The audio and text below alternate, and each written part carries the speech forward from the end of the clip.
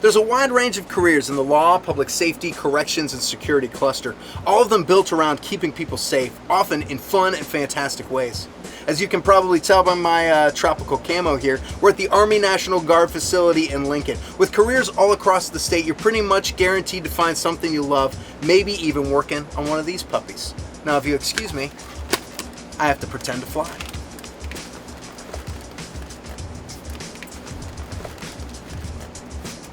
This is Master Sergeant Martin Stewart. Master Sergeant, explain the National Guard to us. So the Nebraska Army National Guard is a part-time component of the Army. Our soldiers drill 1 week in a month and 2 weeks in the summer at a minimum. And we are a unique niche of the military because we get two missions. We have a state mission and a federal mission.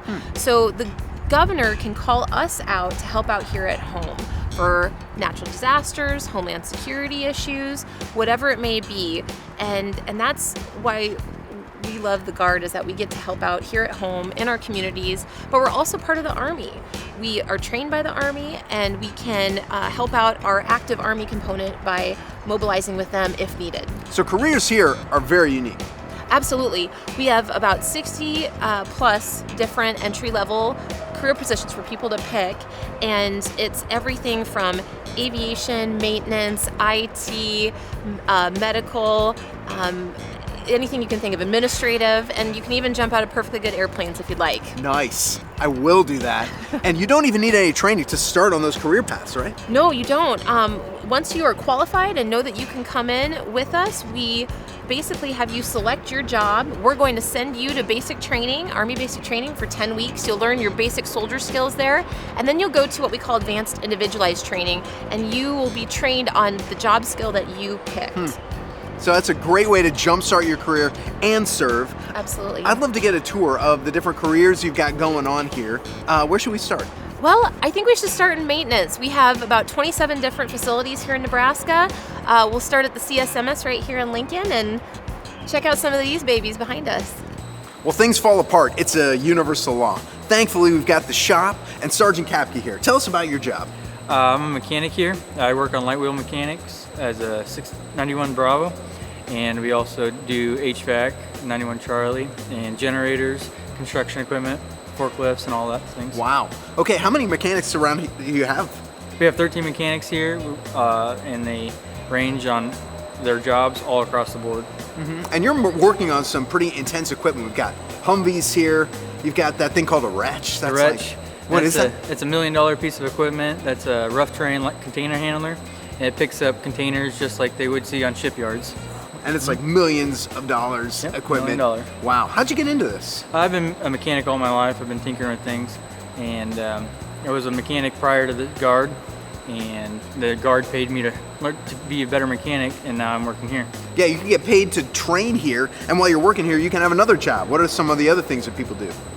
People own their own garages. People work for fleet maintenance, and like creek carriers, the UPS, and they also work at other people's garages. That's awesome. So what kind of person thrives in the shop?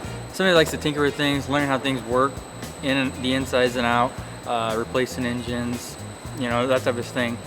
They can drive pretty cool things like the Humvee, the LMTV, and we got Hemmets, which are 8 wheels, piece of equipment, large piece of equipment, and something that you don't see every day on the road. Heck yeah. Get your start here, why not? All right, on to the next stop.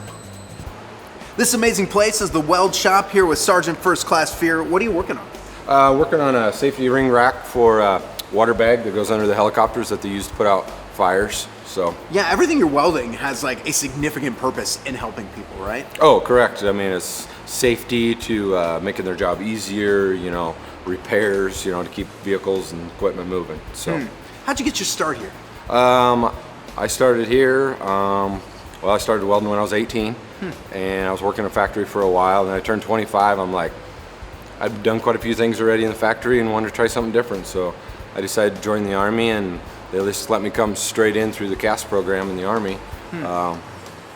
Civilian acquired skills, and they just took my welding on, and I started in, been in here 21 and a half years already. So yeah, if you don't know how to weld, they'll teach you, and if you already know, you just skip that process and jump right in. Yes. And you wanted to see the world, and you got to do that. Yes, I was in Iraq in 2004 and 5, and Our welding shop built a lot of armor for vehicles.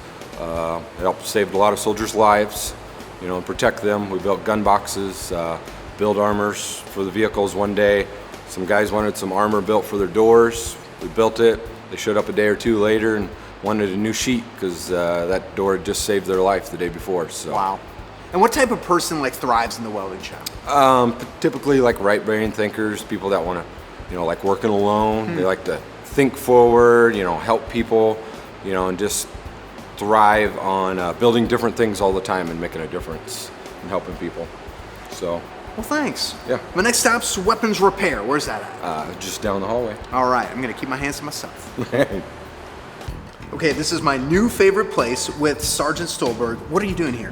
What we're doing is I removed this M203 from this M16A2 because we have a new weapon system. It's the M320, and these are obsolete now. So remove that and then make this back to NMC or FMC, so it's fully mission capable, and send it back out to the unit. Wow, okay, so there are hundreds of weapons all throughout the state of Nebraska. Your job is to make sure every one of them is, you said, FMC, field mission, capable. C. Oh yeah, field mission capable. Yes. There you go. Yep, so we do on-sites, we go inspect weapons on-site at the unit, and we'll identify deficiencies, whether it's broken, and they'll evac it back to us, we'll fix it here, do repairs, replace parts, and then ship it back out to the unit. How'd you get into this role? I like small arms, so I picked that at the recruiting station. I went to basic training, went to IT, came back. About 6 months later, I got on ADOS orders to help with repairing these weapons. And then, so that's temporary. Right, yep, so it's just orders, and you're just here temporarily, and then a position opened up. I got the small arms repairman position and moved up to the armament inspector, and here I am. So here, if you're working in weaponry, you're doing full-time. So not just on the weekend, a month, 2 weeks a year, but you're also doing this for your full-time job. Yep, this is my everyday job. This is where I come every day, fix weapons, and then maintain your M-Day status. So yeah, on the weekends, we fix weapons, do services, all the same stuff. So if you want to work in this job, you really just have to love weapons. Yeah, just have a general interest in weapons. It doesn't take any knowledge to start. That's what we train them for, and then eventually you become an expert, and yeah, you to fix guns. Nice. Thanks. You stay here. I'm heading to aviation. Perfect. We've been to maintenance, welding, weapons repair. This is one of the places where it all comes together here in this hangar. This is Captain Berglund, who's the flight operations officer. Tell us what you're doing. So I run the day-to-day operations here at the facility. I'm in charge of the pilots and the mechanics and making sure that the aircraft are ready for training. So yeah, you're making sure that the aircraft is ready to go. You've got how many Blackhawks here? 9 Blackhawks and 4 Lakotas. Wow. And so your job is when it's time for a mission, they're ready to go. Yes. So who's working in this place? I've got full-time pilots, I have full-time mechanics, and flight operations specialists who are my admin. So they were all trained here, right? They didn't come in knowing how to fly or work on a plane. Yeah, the Army sends them off to training. When they enlist, you go to basic training, and then you go off to advanced individual training, AIT. The flight operations specialists go to Fort Rucker, Alabama. The pilots go to flight school in Fort Rucker, Alabama. The mechanics go up to Virginia for their mechanics training. And then you get trained, you're ready to go. And a lot of these people are what they call traditional guardsmen, which means they're doing this part-time and then they also have another job. So we'll train the mechanics, we'll give them their AMP license after a certain amount of time, and they go out and they work for Duncan Aviation or any of the other major airlines and get a job doing aircraft mechanic. Yeah, and even the pilots are doing that, and they're flying for commercial airliners? I got commercial airliners, EMS pilots, and cargo transporters. What's your favorite part about working here? The Army gives you the keys to an airplane, and you get to go off and fly and bring it back. Heck yeah. I'm going to get right on that, but I've got other stops on the tour, so thank you so much. Thank you. Well, the National Guard has a marketing office. Sergeant Pongo, what are the careers we're going to find here? Here in the marketing office, we have things like graphic design, we have social media, we have event planning, marketing, advertising, stuff So like that. everything that's getting the word out about what the National Guard is doing. Yeah, we're getting the word out, we're supporting our recruiters, they're out there telling people what we do. And how'd you get your start? I started because I wanted to help pay for college, and so I went and talked to a recruiter, found out that they had journalism, and it really got me interested. So you started doing that, and that took you all around the world, really. Yeah, I've been able to travel all around the world. I went to Iraq for a deployment there. I've also been to Grenada, went down to Texas for Hurricane Harvey relief. And you love that so much, you're like, let's make this into a whole career. Yeah, so I decided to try to work for full-time for the National Guard, and I do graphic design, a little bit of social media stuff now for them. So now, yeah, you have like 2 jobs. You have a full-time job and then a side job, both for the Guard. Yep, I'm able to do both my full-time job for graphic design and the part-time job, which is still the journalism, photography, getting to travel around and see the units. So you can do multiple things at the same career. That's amazing. And how would somebody know if they're going to thrive in this environment? If they really like doing creative things and they're interested in helping their community, I think the National Guard's a really good option. Well, there you go. Thanks so much, Sergeant Pongo. That's the National Guard. Serve your state and your country. Have a blast doing it.